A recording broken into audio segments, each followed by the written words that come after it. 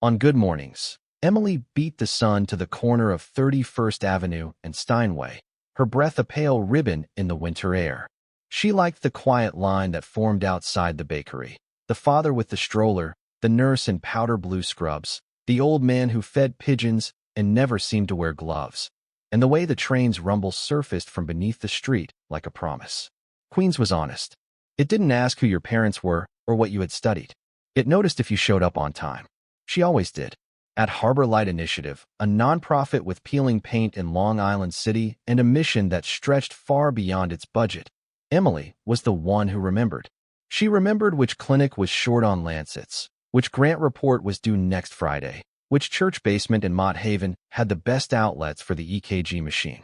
Her title said project assistant, but that hardly held the hours she spent filling gaps: driver, translator, bouncer against the small disasters that arrived every day in the shape of broken printers and missing consent forms. "Morning, Em," called Naya from the next desk, hair piled high and eyes already on a spreadsheet. "You're riding with the mobile clinic today, right? The Bronx Run." "Yup," Emily said, sliding a milk crate of supplies into a handcart. "We're short a nurse, so Jen is sending a med student. I hope they can draw blood." Naya snorted. Bless their GPA and trembling hands. Emily smiled. She had taken classes at Queensborough, finished her core credits and 3 semesters worth of psychology before life interrupted. People assumed the interruption was financial or romantic. She didn't correct them.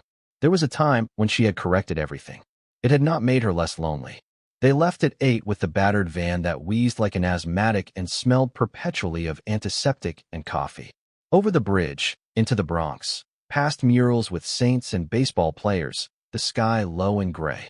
At the church on Prospect, palms blessed the doorway and a priest in a puffer coat propped open the side entrance with a cinder block. Emily helped volunteers unfold tables and hang a vinyl banner with cracked letters, "Health for All." By 10, the line had formed.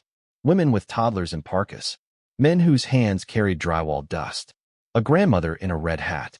Emily moved through the crowd with a clipboard and a practiced kindness. "Name, date of birth. Do you have insurance? Yes, you can be seen without it. Yes, we have someone who speaks Spanish." The medical resident assigned for the day arrived late, the kind of late that came with apologies and an honest sheen of sweat. "Daniel Brooks," he said, holding his hand out to her. "The Q train is an unreliable friend." His coat was too thin for the weather, and the corners of his eyes smiled before his mouth did. There were tired lines there, the ones trainees at Manhattan teaching hospitals wore like first scars. He stowed his backpack under the table and was immediately on his knees, coaxing a little boy out from behind his mother's leg with a penlight. "¿Quieres ver una linterna mágica?" he asked, his Spanish strained but hopeful. The boy giggled. The mother relaxed. So did Emily. She watched him work the way she watched generators after a storm, closely, waiting for heat. Daniel didn't interrupt the old men when they told stories that wandered. He bent to hear a woman who whispered that her head hurt because she hadn't slept. He took off his gloves to hold a wrist for a blood pressure cuff, as if skin could translate what language couldn't. At noon, when the line had thinned, he found Emily by the supply table, ringed by boxes and a halo of paperwork. "You're the only reason this thing runs," he said matter-of-factly, like a diagnosis. "Gravity helps," she said, tapping the crate. He smiled, and it reached all the way to his shoulders. They ate empanadas from a foil pan in the church kitchen, leaned against an industrial fridge. Daniel told her he grew up in Boston, but couldn't wait to leave the quiet. He talked about nights on call when the city's noise seemed to seep into the walls and climb into patients' chests. He didn't talk much about his family, except once, when he referred to my mom's gala, and then changed the subject like he'd touched a hot pan. "What about you?" he asked. "You mentioned Queensborough. Are you still in school?" She held the question for a beat. She had answers ready, neatly folded ones. Today she picked the softest. "Not right now," she said. "Life got busy. This work matters." "It does," he said, and he said it the way some people say amen. After they packed up, after the last Sharps container was sealed and the last chair folded, he walked her to the van. Snow threatened in the air without committing. "Coffee?" he asked. "There's a place on the corner that doesn't burn beans." Emily looked at her phone. A calendar notification bloomed across the screen, polite and insistent. "Trustees briefing, Carter Foundation, 5 p.m. She flicked it away. The notification reappeared an hour later, more insistent. She flicked it away again. Coffee sounds good, she said. The place on the corner had unpainted plywood tables and a barista who was practicing spoken word between lattes. Daniel wrapped his hands around his cup like it was a small stove. He asked real questions and let silence happen. She practiced answering in present tense. I live in Astoria. I like the late train when there's room to sit. I grew up in a house with too many books and wrinkled maps. He told her he rented a room with a futon and a bike that had been stolen twice and returned once, which he considered an omen. Do you ever feel, he asked, staring at the phone like it could diagram his thoughts, that your life is two tracks running beside each other? What you do and what people think you should be doing. And you keep trying to force them to meet. All the time, she said, and watched something unclench in him. They started to recognize each other around the city.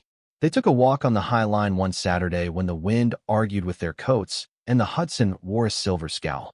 He teased her for eating pizza with a fork. She teased him for knowing every park bench with a plaque.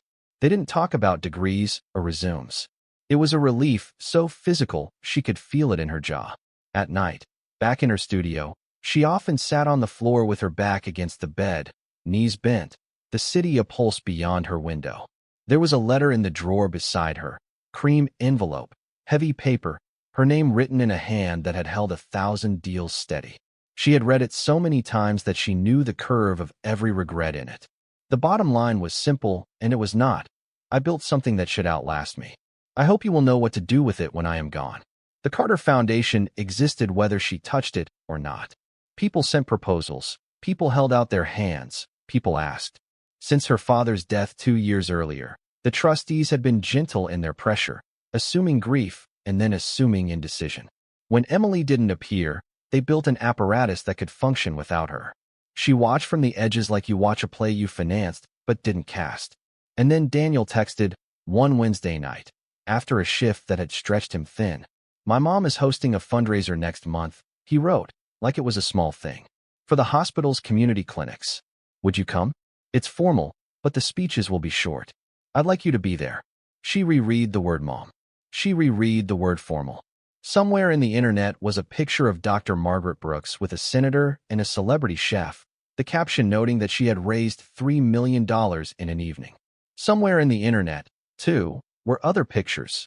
Emily at 14, at 18, the glossy magazine spreads that had made her feel like she was both a highlight reel and a paper doll. She typed and erased, typed and erased. Finally, sure. If you think it won't be weird. He replied immediately. It won't be weird. She throws parties like other people do laundry. You'll be a hero for surviving the past hors d'oeuvres. Emily laughed, alone in her apartment. On her desk, a stack of case files for Harbor Light tilted toward her like a leaning building. On her phone, the Carter Foundation's general counsel had sent another email with a subject line that felt like a summons. Board transition planning. She closed the laptop and went to the sink to wash a mug she'd forgotten. When she climbed into bed, she didn't turn off the light right away. She imagined a room full of people who pronounced words like opportunities in 3 distinct syllables. She imagined choosing a dress from the back of her closet that didn't apologize for itself. She imagined Daniel's hand at the small of her back and a woman at a microphone whose voice could make money move. In the morning, she woke before her alarm, the sky the color of steel. She pulled on boots and a wool hat and stepped into the corridor that smelled faintly of someone else's breakfast. Outside, the city was already making decisions. Delivery trucks reversed down one-way streets. A school bus shrugged its way to a stop. A man with a leaf blower declared war on a rectangle of sidewalk nobody ever noticed was clean. At the subway, Emily stood behind the yellow line and looked down the dark tunnel, where a headlight gathered itself from a point into a certainty. She had always preferred the moment before arrival, when everything was possible and nothing had yet asked for her answer. She closed her eyes and listened to the rails singing their metallic vowel. When the train erupted from the dark, she stepped forward and got on. The invitation arrived as an email with a gold-embossed attachment, the kind of file that pretends to have weight. The Metropolitan General Benefit Gala, the header read, hosted by Dr. Margaret Brooks. Formal black tie. Silent auction at 7. Remarks at 8. Dancing to follow. Emily stared at the screen in her studio, then at the open closet where her handful of dresses leaned like tulips against worn denim. She texted Naya a picture of two options, navy thrift store silk or a simple black sheath. The black, Naya replied instantly. Classic. And remember, rich people are just people with better lighting. Emily laughed, but her palms were damp as she slid the dress over her head. She smoothed her hair into something that felt tidy and tugged on heels she wore once a year. When she looked in the mirror, a stranger blinked back, someone who could pass in a room that would never call her by name.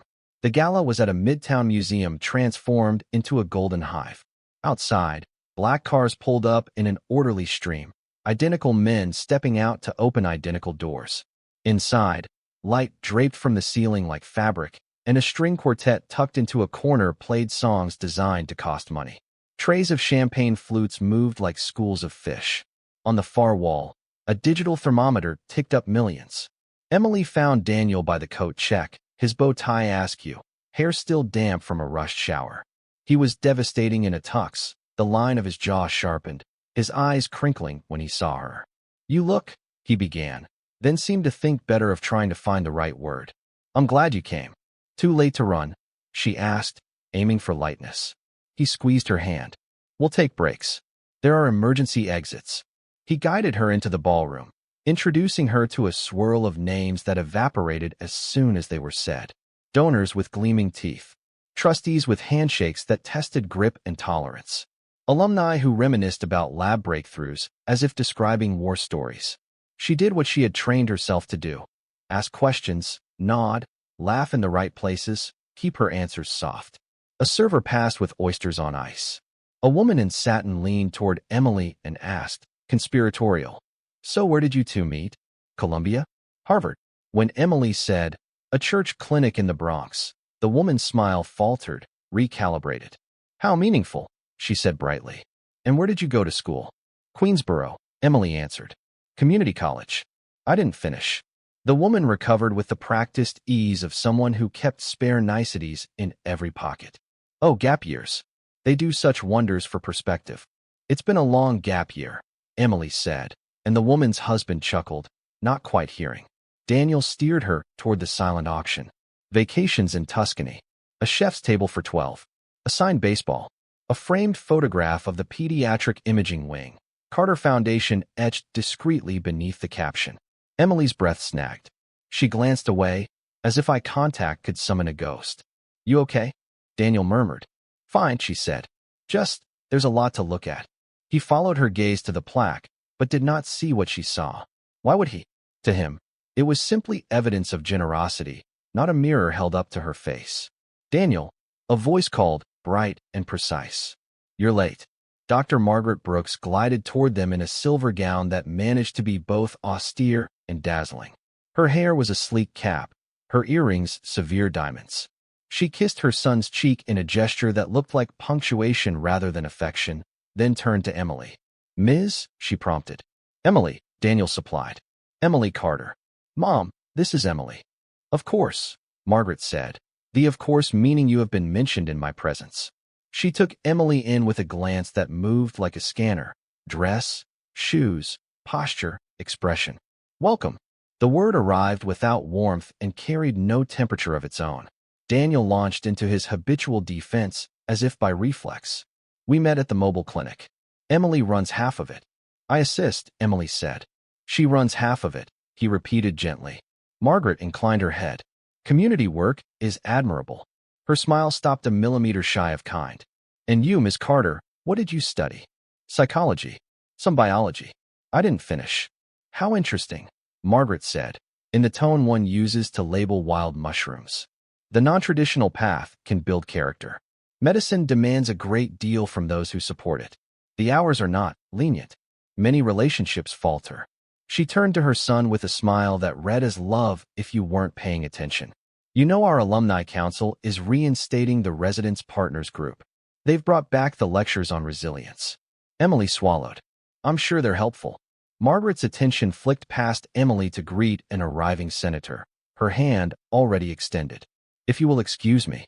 They had barely moved when a man with a winery and an opinion appeared, clutching a glass whose price could have paid for an insulin prescription. "So, Emily," he said, hearing Daniel say her name and adopting it like a souvenir, "what do you do?" He said, "Do like a rung on a ladder." "Project assistant," she said, familiar with how small that sounded in rooms like this. "Hands-on," he nodded. "Have you thought about finishing your degree? A master's? There are programs designed for, life paths." His wife jumped in brightly. "A friend of ours runs an accelerated track for women returning to school. Could be perfect." Emily smiled until her cheeks ached. "That's kind of you." He sipped, then gestured toward the stage where Margaret took her place at the podium. "Ah, Margaret's up. Listen to this. You'll see what a leader looks like." The room silenced on command. Margaret's voice was an instrument tuned to this space. She thanked donors by first name, told a story about a toddler who now ran because of a surgery, alluded to research that would change the face of medicine in our lifetime. The thermometer leaped $1,000,000 when she lifted her hand. She never once said the word poor. She didn't have to. Before Emily realized, servers were directing guests to dinner tables, little tents with names guiding them like air traffic control. Daniel and Emily found their spots at table 5. Across from them sat a couple who introduced themselves as both doctors, the way others might say, both Capricorns. Beside Emily, a woman with a pearls and penmanship aura smiled tightly. "So, Emily," the pearl woman said as salads appeared, "do you plan to stay in New York long-term? Daniel's career is very demanding. It helps if partners have flexibility." The word partners wore a housecoat. "I have a job," Emily said. "It doesn't pay in flexibility." The woman laughed, as if Emily had made a joke. "Of course. But there are choices, dear. When my husband was chief resident, I put my graduate work on hold. Now look." She gestured to the room, a sweep that took in chandeliers and a century of unexamined confidence. "Mom," the younger doctor across from her stage whispered. "Don't start." Then to Emily, bright and apologetic, "They mean well. They just think in eras." Emily felt the old heat rise into her face. She took a sip of water, then another. Daniel's hand found her knee beneath the table, steady pressure. He leaned close. "We can go. Say the word." But dessert had not yet been served, and speeches had a schedule, and it felt cowardly to flee a room that would never flinch for her. Emily smiled, swallowed, endured. It didn't get better. Between courses, a trustee came by. "Hail, fellow, well met." "So you're the famous girlfriend?" he boomed. "We were worried Daniel would marry his pager. What's your last name again? Do I know your folks?" "Carter," she said, tasting the name like a foreign fruit. "My father's gone." "Ah," he said, visibly relieved of any obligation to remember. "Well, cheers to new blood." He clinked Daniel's glass, winked at Emily, and drifted away. Margaret returned then, as effortlessly as fog. "I'm seating the senator at our table for dessert," she said to Daniel, her smile broad enough to include and exclude simultaneously. Then, to Emily, "You must forgive the intensity of this world. It can be insular. If you need guidance about fitting in, I'm happy to suggest a few refinements." She let the word hang, benevolent as a syllabus. Daniel stiffened. "Mom, it's only advice," Margaret said smoothly. "One ought to be prepared for scrutiny. It is unkind, certainly, but unavoidable. People ask where we were educated, who our mentors were, what publications we have. It's tedious, but it is the language." Emily's hands had gone cold. "And if one doesn't speak it?" Margaret tilted her head. "Then one learns. Or one chooses a different room." The table laughed lightly, as if a favored professor had told a clever truth. In that moment, the walls of Emily's chest felt as if they had been lined with glass. She could see herself clearly for what she was here, a guest who had slipped past the velvet rope, the novelty who would be referenced later as a cautionary tale. She set down her fork with care. "I'm sorry," she said to Daniel, not sure if she meant for being here or for leaving. "I need some air." He pushed back his chair at once. "I'll come." Emily shook her head. "Stay? You're seated with the senator." He looked torn. "Emily." "It's okay," she said, and found a smile. "I'll text you." She stood, her chair whispering against the carpet.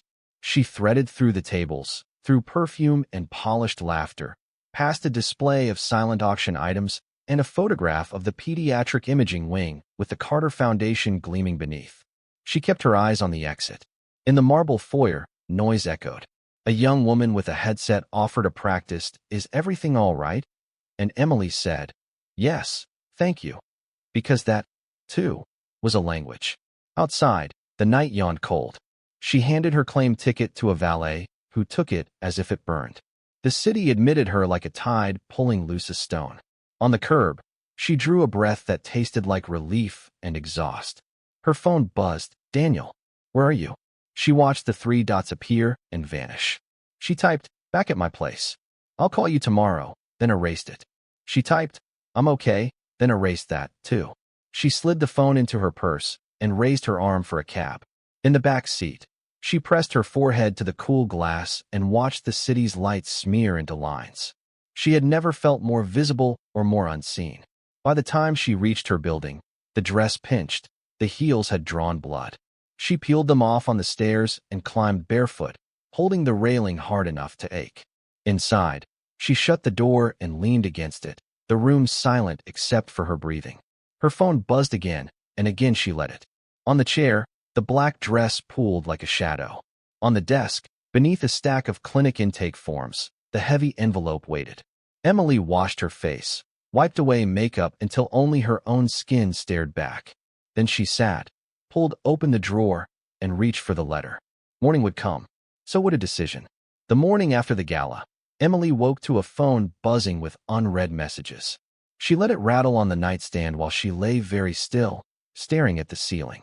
Her dress from the night before was crumpled on the chair, its sequins dulled under the gray light. She could still hear the voices, the practiced laugh of women comparing Ivy League acceptance letters, the sharp question about her alma mater, the carefully raised eyebrow of Dr. Margaret Brooks. And she could still feel Daniel's hand tightening on her arm, as if that gesture could shield her from humiliation. But the worst part had been her silence.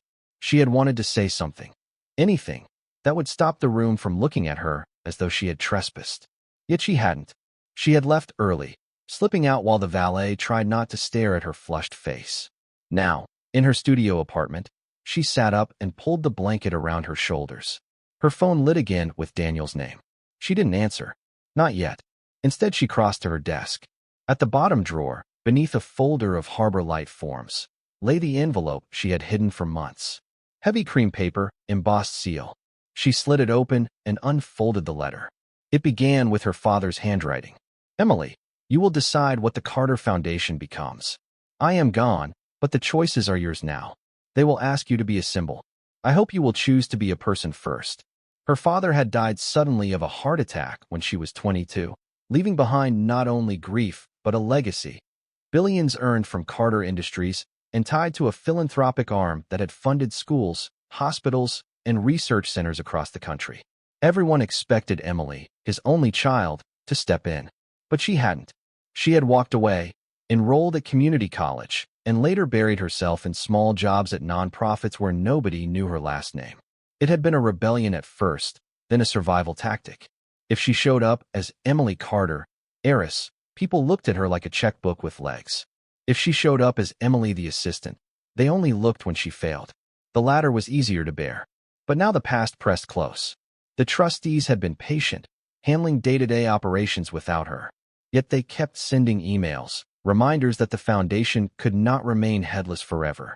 She had ignored them. She could not ignore last night. She read the letter again, tracing the indent of each word. Finally, she folded it carefully, slid it back into the envelope, and opened her laptop. The Carter Foundation's secure portal required a password she had memorized years ago but never used. She typed it in. A dashboard bloomed. Active grants, pending approvals, endowment totals. Tens of millions allocated each quarter. She scrolled through line after line until she reached a name that made her pause. Metropolitan General Hospital. Dr. Margaret Brooks's kingdom. Over $20 million had flowed from Carter Foundation coffers into the hospital over the last decade. Endowed chairs, gleaming research labs, gala after gala. Money that had bought prestige, and yet, in the Bronx the day before, she had seen patients lined up in a church basement because they could not access those very facilities. Emily sat back in her chair.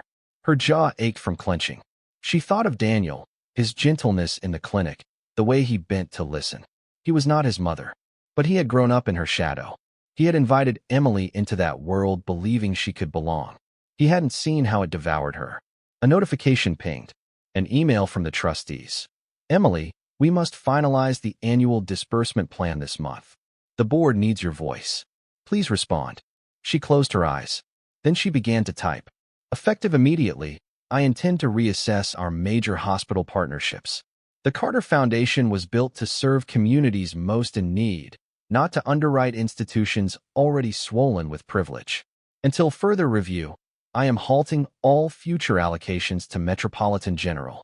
Her finger hovered over send. She hesitated, imagining the uproar, the headlines. She imagined Margaret Brooks's expression if she ever read the memo. She imagined Daniel's. Then she clicked.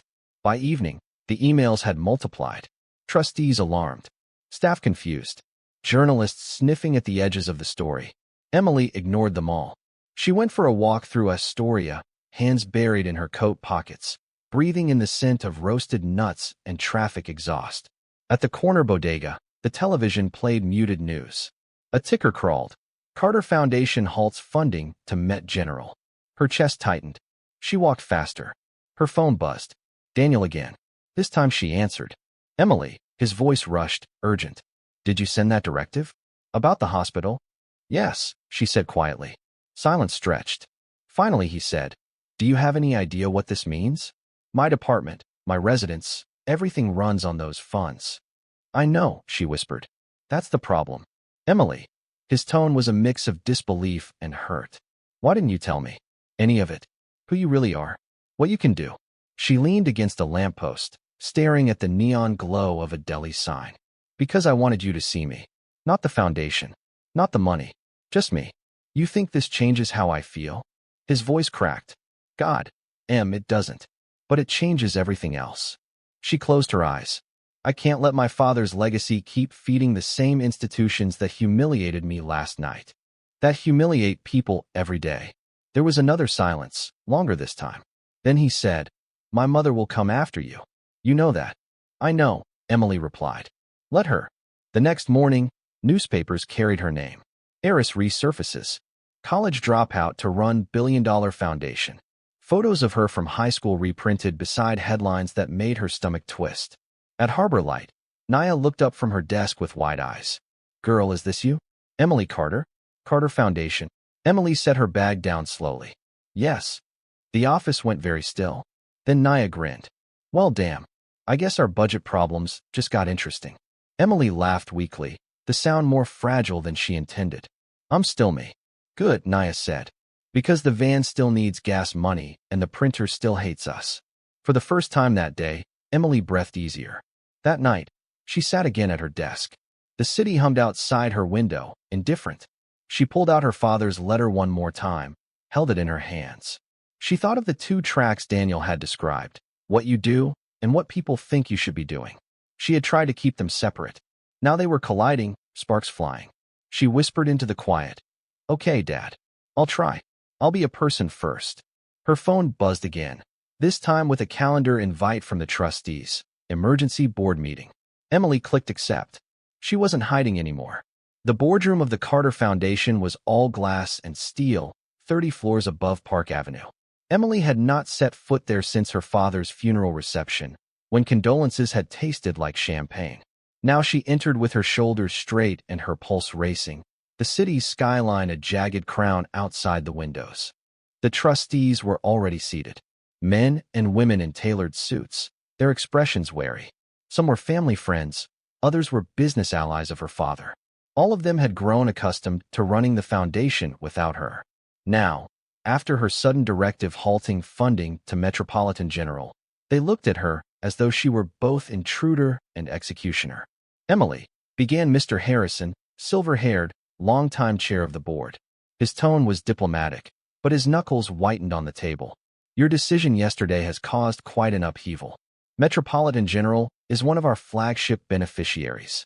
Cutting them off so abruptly, without consultation, will create shockwaves. She took her seat at the head of the table, where her father once Saturday. That was the point, she said. A murmur rippled through the room. Explain, Harrison pressed. Emily drew a breath. Our mission is to serve communities in need. Yet we've funneled millions into an institution already swollen with resources. I was at a clinic in the Bronx last week, in a church basement, where families waited hours for basic care. Meanwhile, Met General spends our funds on marble lobbies and naming rights for research wings. That isn't philanthropy. That's vanity. One trustee cleared her throat. Be careful, Emily. Those partnerships buy us influence, credibility. They buy silence, Emily interrupted. Her voice steadied as the words came. Silence about who's left behind. Silence about what really matters. The room stilled. She continued. My father didn't build this foundation to polish the reputations of hospitals that already cater to the powerful. He built it because he knew people slip through the cracks. We are here for them. If that means ruffling feathers, then so be it. The trustees exchanged glances. Some disapproved, others considered. Finally, Harrison leaned back. This is a radical departure, Emily. The press will have a field day. Margaret Brooks has already called twice this morning. She's furious. Good, Emily said quietly. By evening, the press had indeed erupted. Carter heiress declares war on establishment medicine. Met General loses major benefactor. Editorials speculated whether she was reckless or revolutionary. Outside the foundation building, reporters crowded the sidewalk. Microphones jutted toward her like weapons. Miss Carter, are you punishing Metropolitan General because of your relationship with Dr. Daniel Brooks? Is this personal revenge against his mother, Dr. Margaret Brooks? Are you qualified to run a multi-billion-dollar foundation without a degree? Emily kept walking, the questions stinging but not stopping her. She remembered her father's words, be a person first. At Harbor Light, her co-workers gawked at the headlines but carried on. Patients still needed blood draws, forms still jammed the copier. Emily was grateful for the normalcy, but Daniel was not silent. That night he came to her apartment, his eyes shadowed with exhaustion. Emily, he said, pacing the small space, you've thrown my entire hospital into chaos. Residents are terrified programs will shut down. People are blaming me because of you. She stood by the window, the city's neon buzzing below. Daniel, I didn't do this to hurt you. But I couldn't keep feeding an institution that ignores the very people it claims to serve. You think my mother ignores them? She's dedicated her life to medicine. Medicine for whom? Emily's voice rose. For donors at galas? For senators who want their names on buildings? Meanwhile, the families I see every week are shut out. That's not service. That's self-congratulation. He stopped pacing. His face was pale. So this is it. You're turning my world upside down because you think yours is more righteous. I'm trying to live my father's legacy, she said. Not just protect it. Live it. Silence stretched between them. Finally he whispered, you should have told me who you were from the start. She met his eyes, throat tight. Would you have believed in me if I had? He didn't answer. He left instead, closing the door with a soft finality that hurt more than a slam. The following week, Emily faced her first public test. The foundation scheduled a press conference to announce its new direction. Cameras crowded the hall, lights hot on her face. She stepped up to the podium. For too long, philanthropy in this country has served prestige instead of people. Today, the Carter Foundation begins a new chapter. We will redirect resources away from institutions that already have power and toward those who have none. Community clinics, rural schools, programs that lift families instead of reputations. Reporters shouted questions. She held up a hand. I know some will call this naive. Some will call it reckless. But I ask you, what is more reckless? Spending millions on a marble lobby, or letting children go without vaccines? My father taught me that money is only as meaningful as the lives it changes. That is the principle guiding us now. Flashes erupted. Headlines spread within hours. Carter heiress challenges the system. Social media divided instantly. Hashtags praising her courage trended alongside accusations of hypocrisy.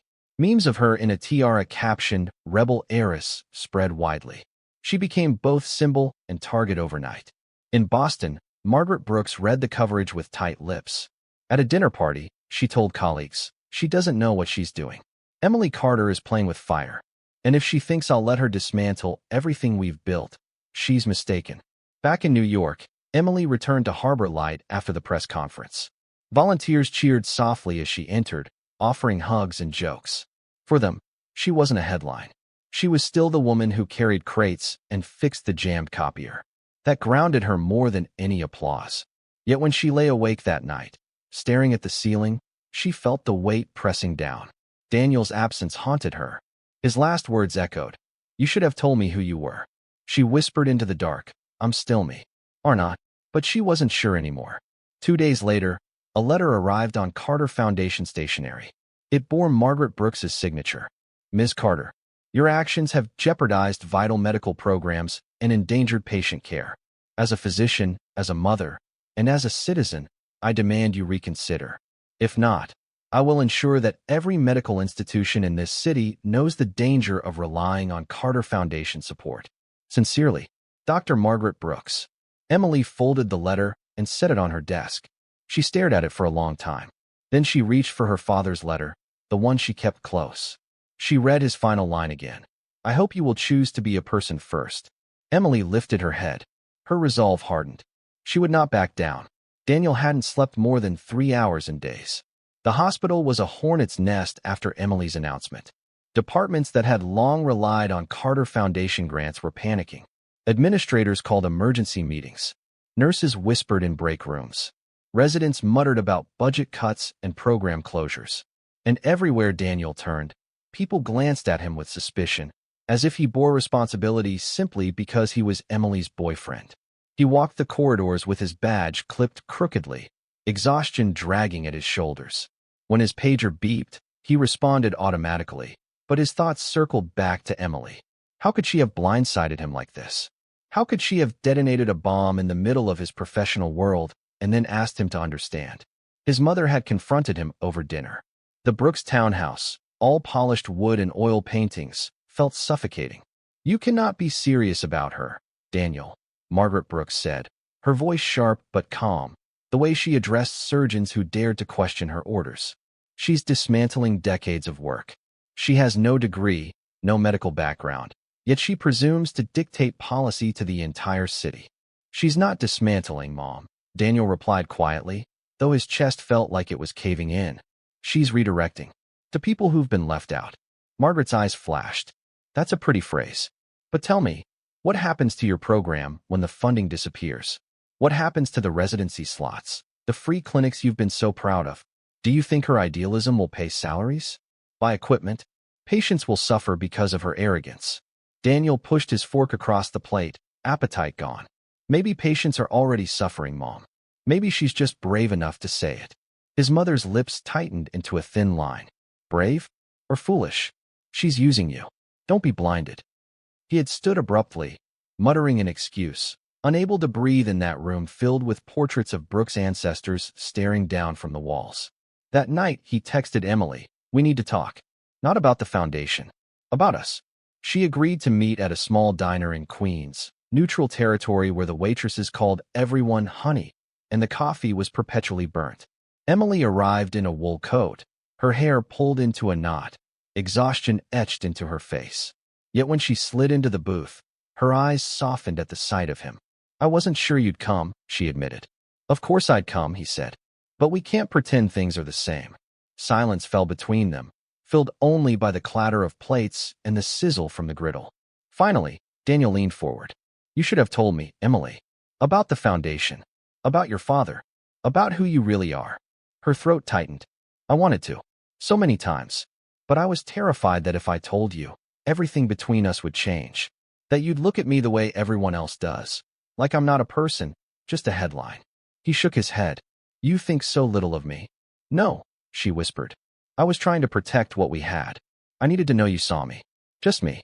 Daniel rubbed his temples. "And I do. I swear I do. But right now, my life is imploding because of what you've done.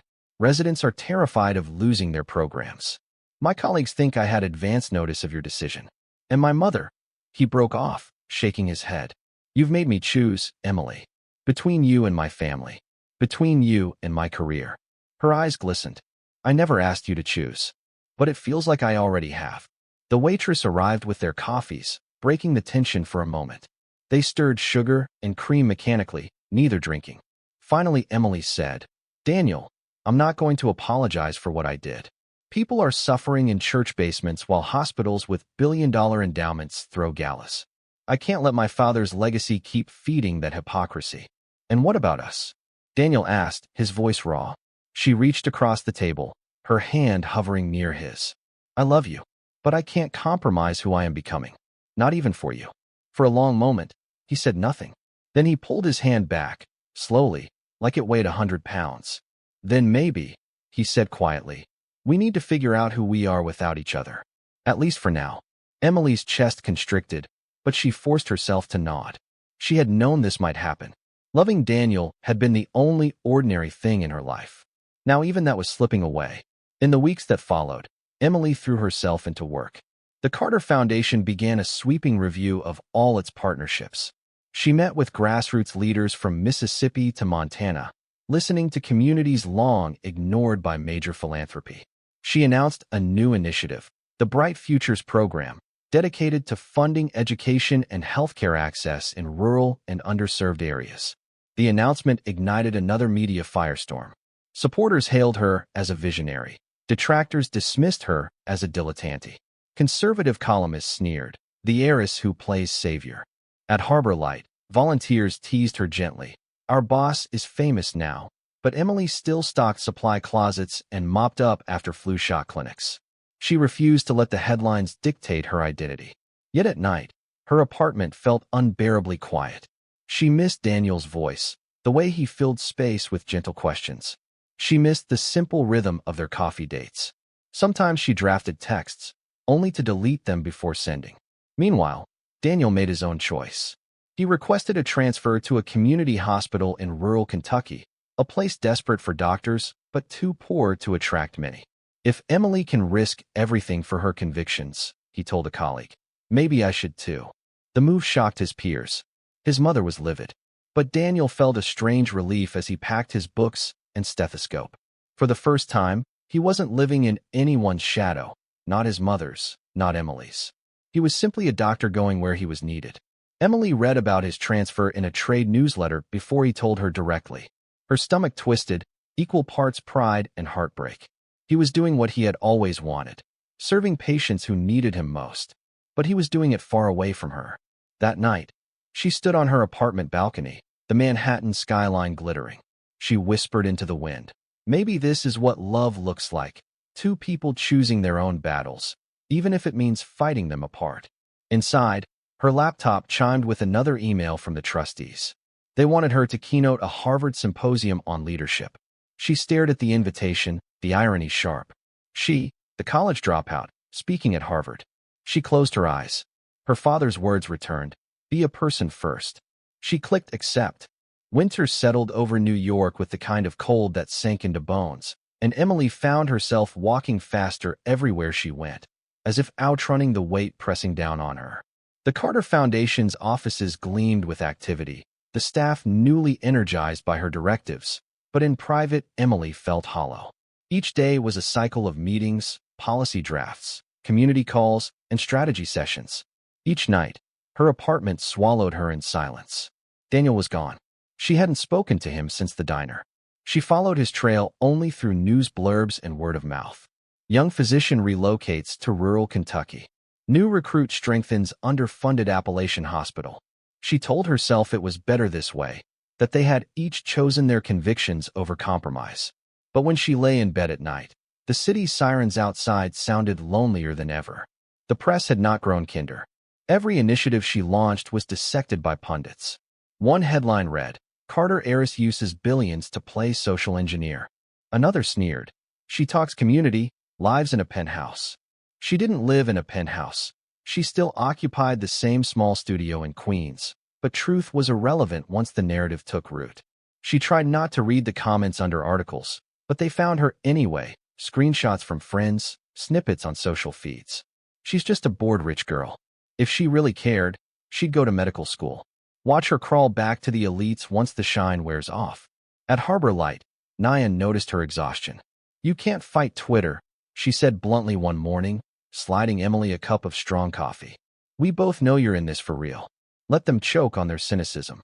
Emily smiled weakly, grateful for Naya's unsentimental support.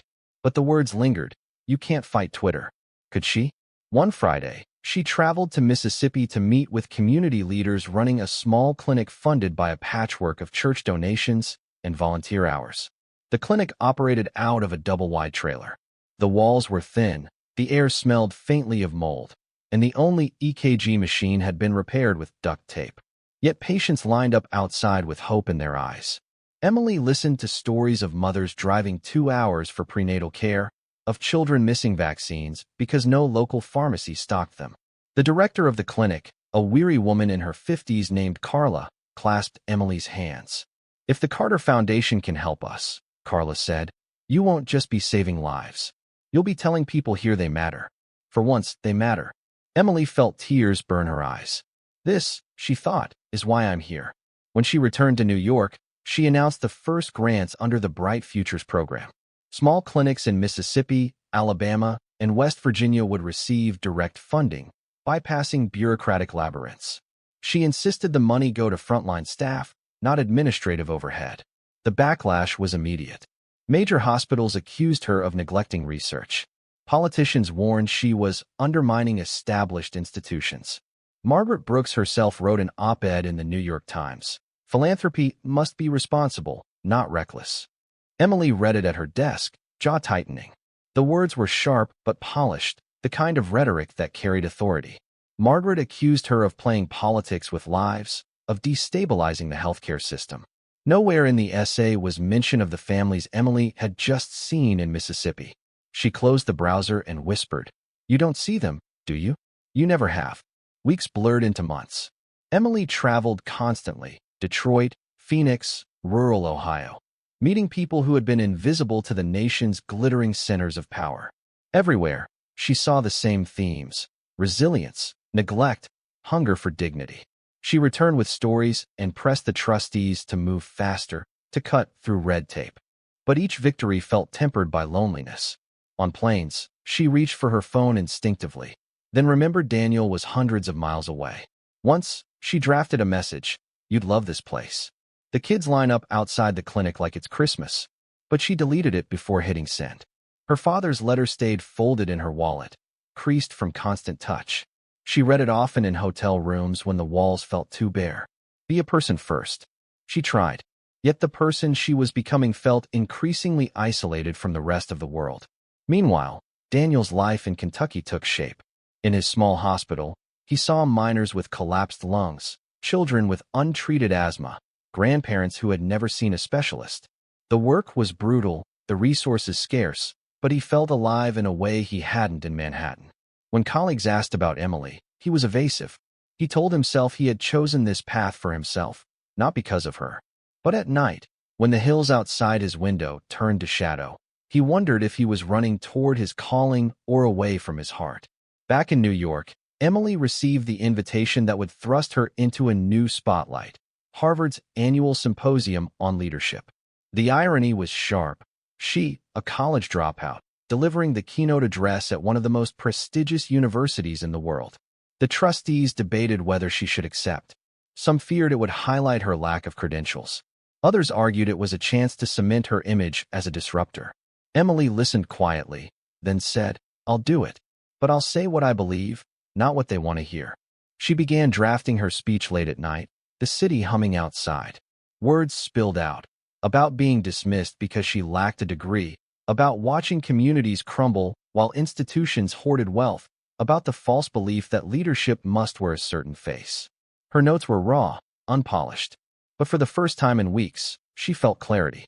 The night before the symposium, she stood on her balcony, coat wrapped tight against the cold. Lights glittered across Manhattan like constellations. She thought of her father, of the weight he had carried, of the trust he had placed in her. She thought of Daniel, somewhere under the same sky, perhaps walking home from a night shift. She whispered into the wind, "Tomorrow I'll tell them the truth. All of it." And for the first time in months, she felt something close to peace. The lecture hall at Harvard was a cathedral of polished wood and glass, built to impress donors as much as to educate students. Emily stood in the wings, watching the audience filter in: professors in dark suits, students with laptops open, journalists with cameras poised. The weight of the moment pressed against her ribs. She had spoken at small gatherings before, nonprofit workshops, community forums, but this was different. Here, her critics sat in the front row, ready to dissect her every word. Among them, unmistakable even from a distance, was Dr. Margaret Brooks. The older woman's posture was regal, her face a mask of calm disdain. Emily inhaled slowly. Be a person first, she reminded herself. The dean introduced her with careful neutrality. Emily Carter, CEO of the Carter Foundation, whose bold initiatives have sparked national conversation about the future of philanthropy. The applause was polite, measured. Emily stepped up to the podium. The lights blinded her at first, but she forced herself to look out, to see the rows of expectant faces. She adjusted the microphone. I don't have a degree from Harvard, she began. A ripple of laughter moved through the room. In fact, I don't have a degree at all. I dropped out of community college after 3 years. Life pulled me in a different direction. The laughter faded into a hush. For years, I believed that made me less qualified, less worthy of being heard. In rooms like this, I felt like an imposter. I learned to stay quiet, to nod, to let others speak for me. She paused, letting the silence breathe. But last year, standing in a church basement in the Bronx, I realized something. The families waiting for care there didn't care about my degree. They cared whether their children could see a doctor, whether their grandmother could afford insulin, whether anyone in power even noticed they existed. In that moment, it hit me. Leadership isn't about credentials. It's about responsibility. The students shifted forward in their seats. Emily's voice strengthened. My father left me the Carter Foundation, but he also left me a choice. To hide behind it, or to use it. For a long time, I hid. I worked small jobs, kept my name quiet. I told myself I was earning authenticity. But really, I was afraid. Afraid people would see me only as an heiress, never as a person. She leaned closer to the microphone. I stopped being afraid when I saw the truth. Philanthropy in this country too often serves prestige, not people. We build marble lobbies instead of neighborhood clinics. We fund banquets instead of vaccines. And we justify it with words like strategy and impact, while real families suffer. The hall buzzed with murmurs. Emily pressed on. So yes, I cut funding to Metropolitan General. Not because I enjoy conflict. Not because I wanted revenge. But because our mission is to serve those most in need. If that makes me reckless, then so be it. I would rather be reckless for the right reasons than cautious for the wrong ones. She glanced briefly toward Margaret Brooks, who sat unmoving, eyes fixed on her. Emily closed with the words she had rehearsed again and again. I don't stand here as a Harvard alumna. I stand here as Emily Carter, a woman still learning, still stumbling, but unwilling to stay silent. Leadership doesn't begin with a diploma. It begins with the courage to act when others would rather look away. The hall erupted. Applause swelled, starting with the students, then spreading to faculty. Some clapped reluctantly, others fervently. The sound filled Emily's chest like oxygen. But when she stepped off stage, Margaret Brooks was waiting. That was quite a performance, Margaret said coolly, her heels clicking against the polished floor. You've mastered the art of rhetoric. Emily straightened. It wasn't a performance. It was the truth. Margaret's eyes narrowed. Truth doesn't pay for MRI machines. Truth doesn't train surgeons. Your theatrics may win you applause, but they will cost lives. Emily met her gaze. And your galas cost lives too. You just refuse to see them. For a moment, neither woman moved. Then Margaret's lips curved into something like a smile, sharp, without warmth. You are your father's daughter. Stubborn to the point of self-destruction. But unlike him, you have no allies in the establishment. Mark my words, Miss Carter, they will turn on you. And when they do, you will have nothing. Emily felt the sting of fear, but she refused to let it show. I'll still have the people you ignore. She walked away before Margaret could answer. That night, social media exploded with clips of her speech. Students tweeted lines verbatim. Activists hailed her as a disruptor. Critics doubled down. Populism wrapped in philanthropy. Cable news ran panels debating whether she was a visionary or a naive rich girl. Emily read none of it. Instead, she sat in her hotel room, staring at her phone. She thought of Daniel, wondered if he had seen the speech, wondered what he thought. She typed a message, I wish you'd been there today, but erased it before sending. She closed her eyes, exhaustion finally catching up. Her father's words echoed, be a person first. She had tried, but was it enough? Hundreds of miles away in Kentucky, Daniel sat in a break room scrolling through his phone. A video of Emily's speech autoplayed. He watched her on stage, voice steady, eyes fierce. Pride swelled in him, mingled with ache. He remembered their late-night conversations, the way she spoke with the same passion even when no one was listening. A nurse passing by glanced at his screen. She's something, isn't she? Daniel swallowed. Yeah, she is. But when the nurse asked if he knew her, he only shook his head. Back in New York, Emily returned to the foundation offices. The trustees were divided, some congratulating her for the positive press, others warning her she was courting disaster. Change never comes without disaster, she said simply, gathering her notes. In her heart, though, she knew Margaret Brooks was not finished. A storm was coming, and Emily would have to decide how much of herself she was willing to risk to see it through. The air in Kentucky smelled different, earthy, tinged with wood smoke and coal dust. Emily noticed it the moment she stepped out of the rental car, her boots crunching on gravel. She had flown into Lexington that morning and driven 2 hours along winding mountain roads, the hills rolling like waves of frozen green. This was far from Manhattan, far from the polished boardrooms and glittering galas. It felt like another world. The Carter Foundation's Bright Futures Initiative had chosen this small town for one of its first school projects, renovating a shuttered elementary into a community learning center. Emily had insisted on coming herself for the dedication. She wanted to look parents in the eye, to listen to what they needed. Children swarmed the playground, their laughter carrying in the crisp winter air. Volunteers hammered the last nails into a new ramp. Local teachers bustled with clipboards, cheeks flushed with excitement. Emily smiled as she shook hands, listened to thank yous, and posed for photos beside a banner that read Bright Futures Learning Center. But beneath her professional calm, she felt the familiar hollowness. Daniel haunted her thoughts even here, his absence a shadow she couldn't shake. She turned a corner, heading toward the makeshift clinic set up in the school gym, and stopped cold. There he was. Daniel stood by a folding table, a stethoscope around his neck, listening to a child's breathing. His hair was a little longer, his jaw rough with stubble. He looked tired, but his smile was unchanged, gentle, earnest, the same one that had once unraveled her defenses. For a moment, Emily couldn't move. Her heart pounded against her ribs. Then, as if sensing her gaze, he looked up. Their eyes met across the noisy room. The sounds faded. Time folded. He murmured something to the child's mother, patted the boy's shoulder, then walked toward her. Emily braced herself, every nerve alight. Emily, he said softly when he reached her. Daniel, she managed, her voice unsteady. They stood in silence for a long moment, the weight of months between them. Finally, Daniel exhaled. I didn't expect to see you here. I didn't know you were here, she admitted. I came for the school. And I came for the hospital, he said, glancing back at the clinic. They're short on doctors, so I volunteer on my days off. Emily's lips curved, bittersweet. Of course you do. He smiled faintly, then grew serious. You've made quite a storm back in New York.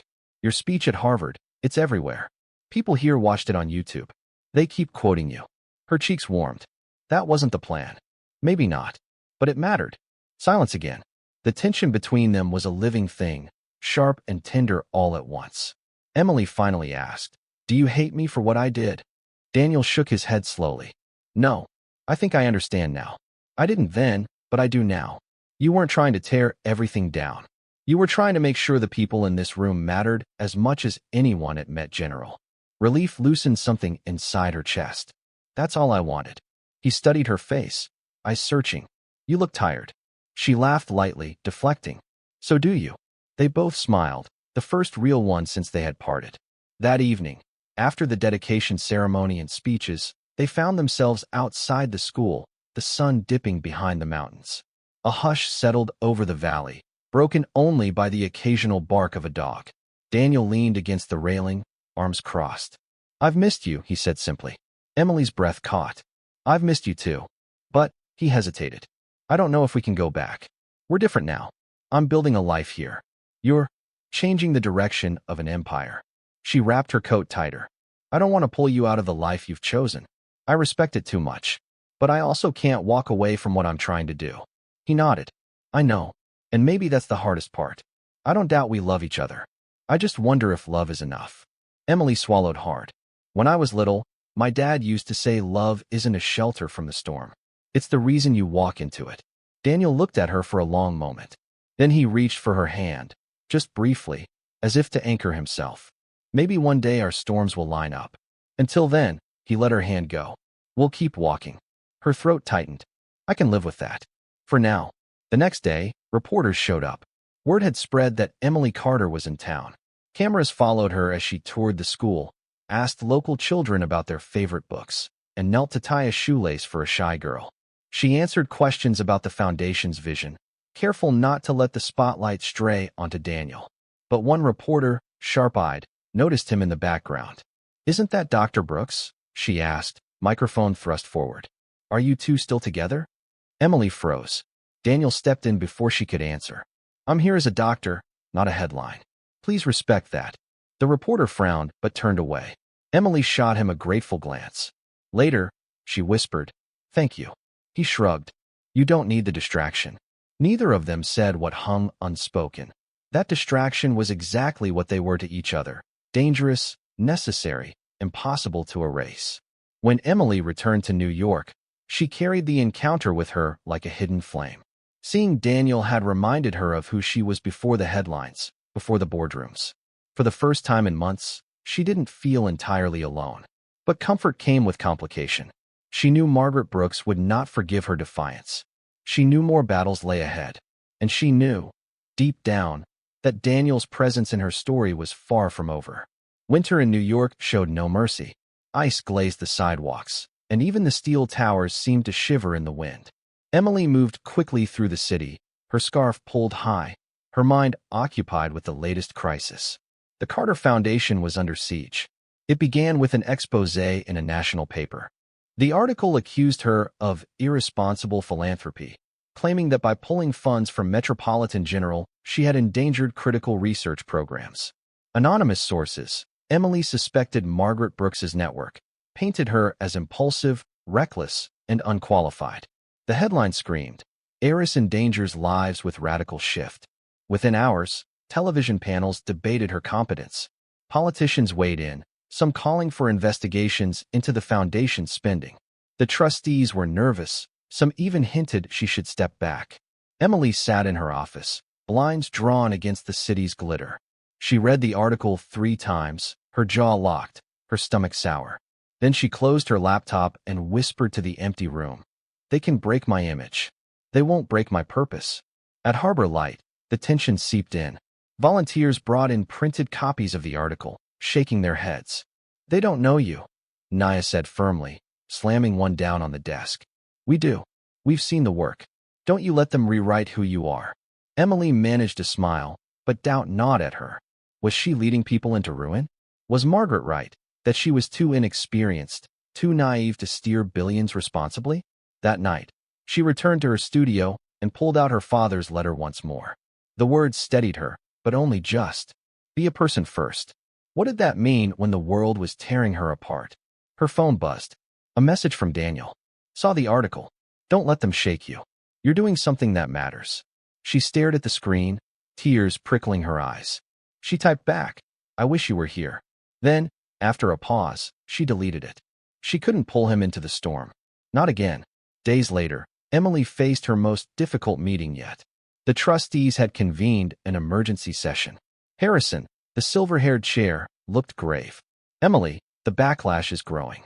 Donors are withdrawing. Politicians are circling. We've never faced scrutiny like this." Another trustee leaned forward. "We believe you should step down temporarily. Let us stabilize things. Then we can revisit your leadership later." The word struck like a physical blow. "Step down." Emily repeated. "It's for the good of the foundation," Harrison said gently. "No," Emily said, her voice sharpening. "For the good of your reputations. I didn't come back to be a figurehead. I came to change what we do. And I won't walk away because powerful people are uncomfortable." The room bristled. Harrison sighed. "Emily, your father built this institution. Don't tarnish it." Her voice trembled, but she held steady. "My father built this foundation to serve people who were forgotten. If I betray that mission, that's the real tarnish." Silence followed. No one looked directly at her.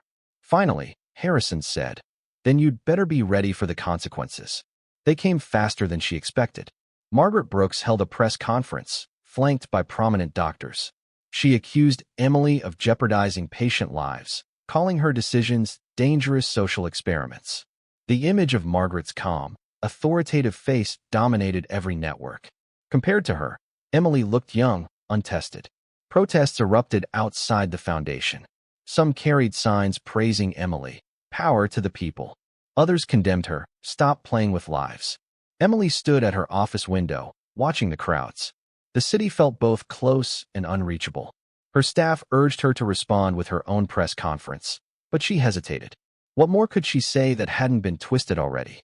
Late that night, she received a call. "Daniel, I've been watching," he said. His voice was steady, warm. "You're standing in fire right now." Emily sank into her chair, exhaustion pressing down. "It feels like I'm burning alive." There was a pause. "You're not alone, Em. You may feel it, but you're not.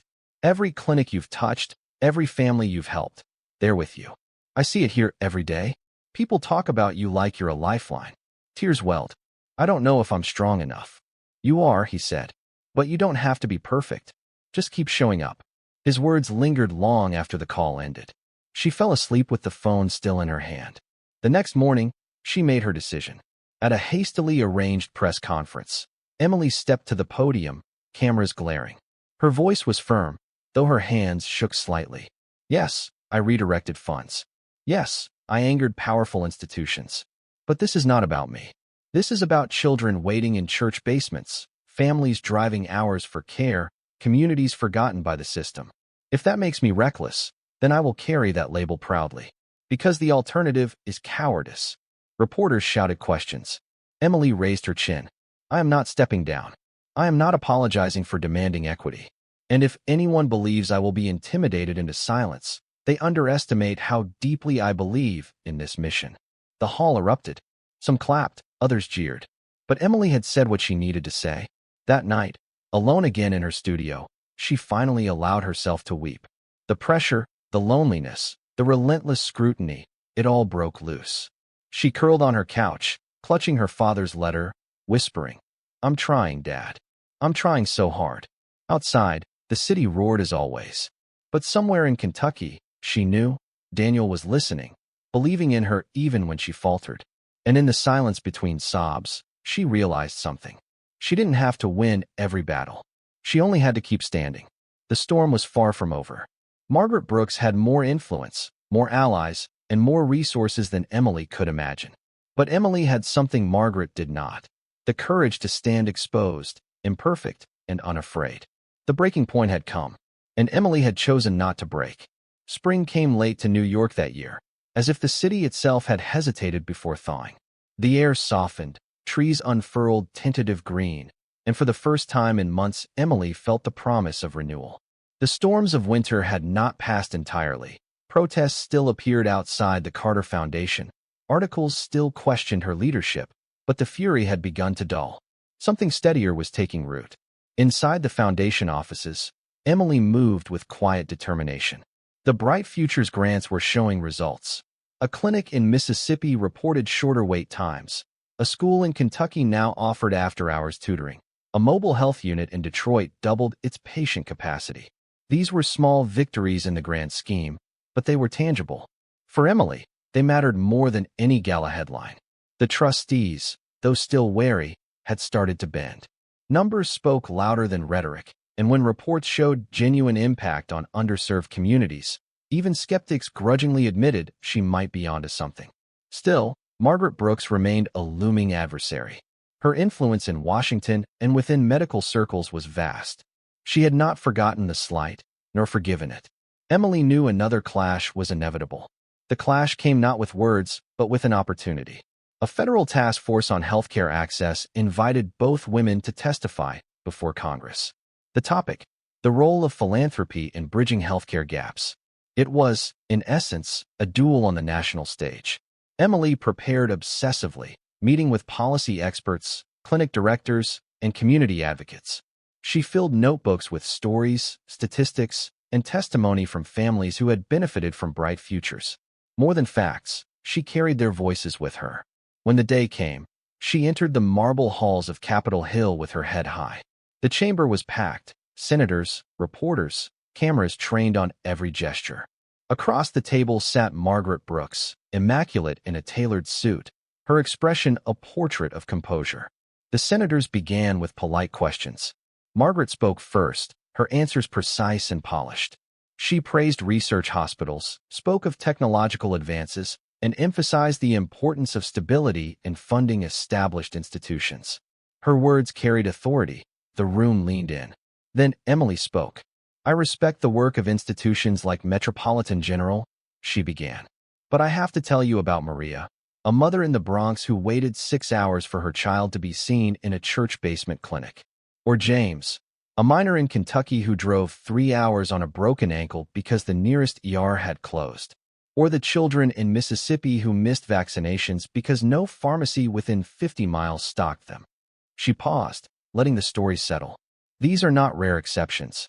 They are the reality for millions of Americans. And while our major hospitals build new wings, these families are left behind. If philanthropy cannot reach them, then philanthropy has lost its purpose.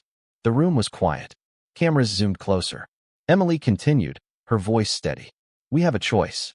We can continue to funnel billions into institutions that already thrive, or we can redirect our resources to the margins, to the people who need them most. I choose the latter. Not because it's easy, but because it's right." The senators exchanged looks. Some nodded. Reporters scribbled furiously. Margaret's jaw tightened, but she remained silent. When the session ended, Emily walked out of the chamber knowing she had not won every mind, but she had planted seeds. That evening, back in her hotel room, Emily's phone buzzed. A message from Daniel. "Watch the hearing. You were incredible. I'm proud of you." Her chest ached. She typed back, "I wish you were here." Then, this time, she pressed send. The reply came quickly. "Someday I will be." She closed her eyes, letting the words wash over her. For the first time in a long time, she felt hope not just for her mission, but for her heart. Months passed. The Bright Futures program expanded, reaching into rural Alaska, native reservations in Arizona, inner-city schools in Chicago. The Carter Foundation became a symbol of disruption, both celebrated and criticized. Emily grew accustomed to walking in both praise and fire. She still missed Daniel, but their conversations, occasional, careful, sustained her. They spoke of patience, of challenges, of small triumphs. Love lingered between the lines, unspoken but alive. One evening, after a long day, she stood on her balcony watching the sunset paint the sky in streaks of gold. The city pulsed below, relentless as ever. She thought of her father, of the weight he had left her, and of the letter that had guided her through every storm. "Be a person first," she whispered into the fading light. "I'm trying, Dad. And maybe I'm finally succeeding." Weeks later, Emily returned to Kentucky for the opening of a new community clinic. The event was modest, folding chairs, paper streamers, local musicians, but the joy was real. Children ran through the halls, testing out new exam tables as if they were toys. Parents hugged volunteers. Daniel was there, of course, helping direct patients to the right rooms. When he saw Emily, his smile was hesitant but warm. They walked together outside, the evening air soft and fragrant with spring blossoms. "You've built something real," Daniel said. "So have you," she replied. "We're both building." He nodded. Then, after a pause, he added, "Maybe one day, our paths will cross more than just at clinics and conferences." Emily's heart leapt, but she only said, "Maybe one day." They stood in silence, watching the children chase fireflies in the dusk. Neither promised more than they could give, but the hope between them was enough. Back in New York, Emily faced her reflection in the glass walls of the foundation's boardroom. The trustees were speaking of long-term strategy, of new partnerships. She listened, contributed, but inside she felt a quiet shift. She was no longer the hesitant young woman hiding from her last name. She was no longer afraid of headlines or critics. She was simply Emily Carter, imperfect, uncredentialed, but unafraid to stand where she was needed. Outside, the city roared. The future stretched uncertain, full of storms. But Emily had learned to walk into storms, not away from them. And as she left the building that night, she smiled, not because the battles were over, but because she was ready for the ones still to come. A new dawn had begun.